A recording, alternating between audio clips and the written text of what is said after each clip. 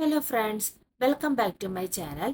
അപ്പോൾ ഇന്നത്തെ ക്ലാസ്സിൽ നമ്മൾ പഠിക്കാൻ പോകുന്നത്, കഴിഞ്ഞ ക്ലാസ്സിൽ നമ്മൾ കുറച്ച് ബേസിക് എലമെന്റ്സ് പഠിച്ചിട്ടുണ്ടായിരുന്നു.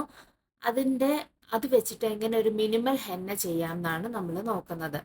എന്താണ് മിനിമൽ ഹെന്ന എന്ന് വെച്ചിട്ടുണ്ടെങ്കിൽ, മിനിമൽ ഹെന്ന എന്ന് വെച്ചാൽ നമ്മൾ ഹാൻഡ്സിൽ ഫുള്ളായിട്ട് ഡിസൈൻ ചെയ്യില്ല. ഹാൻഡ്സിൻ്റെ പല ഭാഗങ്ങളിലുമായിട്ട് ചെറിയ ചെറിയ ഡിസൈൻസിലാണ് നമ്മൾ മിനിമൽ ഹെന്ന ചെയ്യുന്നത്. അത് നമുക്ക് എങ്ങനെയാണെന്ന് നോക്കാം. അതിനു വേണ്ടി ഞാൻ ഹാൻഡ്സിന്റെ സെന്ററിലായിട്ട് ഒരു ഡോട്ട് അപ്ലൈ ചെയ്ത് കൊടുക്കുകയാണ്.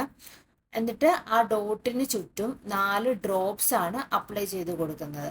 നമ്മൾ ബേസിക് എലമെന്റ്സിൽ പഠിച്ചില്ലേ, ഡോട്ടും ഡ്രോപ്സും, അത് വെച്ചിട്ടാണ് ഇന്ന് മിനിമൽ ഹെന്ന ചെയ്യുന്നത് കേട്ടോ. ആദ്യം ഡോട്ട് കൊടുക്കുക, അതിനുശേഷം അതിൻ്റെ 4 സൈഡിലും ആയിട്ടിട്ട് ഡ്രോപ്സ് ഇട്ട് കൊടുക്കുക. ഇവിടെ ഞാൻ ആ ഡ്രോപ്സ് ഇട്ട് കൊടുത്തതിൻ്റെ 4 സൈഡിലുമായിട്ട് എഗെയിൻ വീണ്ടും ഡ്രോപ്സ് ഇട്ട് കൊടുക്കുന്നുണ്ട്.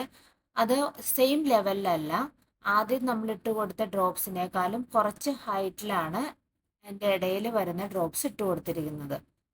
അങ്ങനെ നമ്മൾ ഈ ഡിസൈൻ തന്നെ ഹാൻഡിൻ്റെ പല ഭാഗങ്ങളിലുമായിട്ട് നമ്മൾ റിപ്പീറ്റഡ് ആയിട്ട് ഇട്ട് കൊടുക്കണം.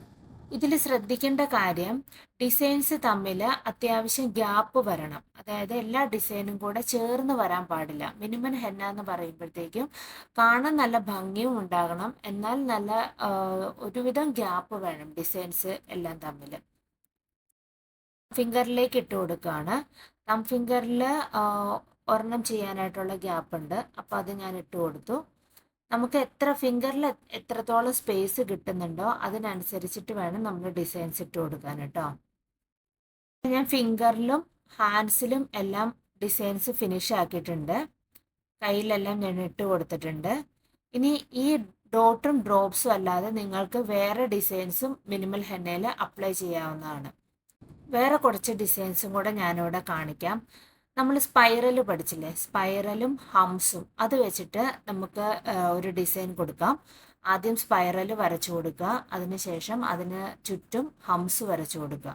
ഹംസ് വരച്ചു കൊടുക്കുമ്പോൾ ശ്രദ്ധിക്കേണ്ട കാര്യം, സ്പൈറലിന് ചുറ്റും 4 ഡോട്ടഡ് ലൈൻസ് 4 സൈഡിലേക്ക് വരച്ചു കൊടുത്തിട്ട് അതിൻ്റെ ഇടയിൽ വരത്തക്ക രീതിയിൽ വേണം ഹംസ് കൊടുക്കാൻ കേട്ടോ.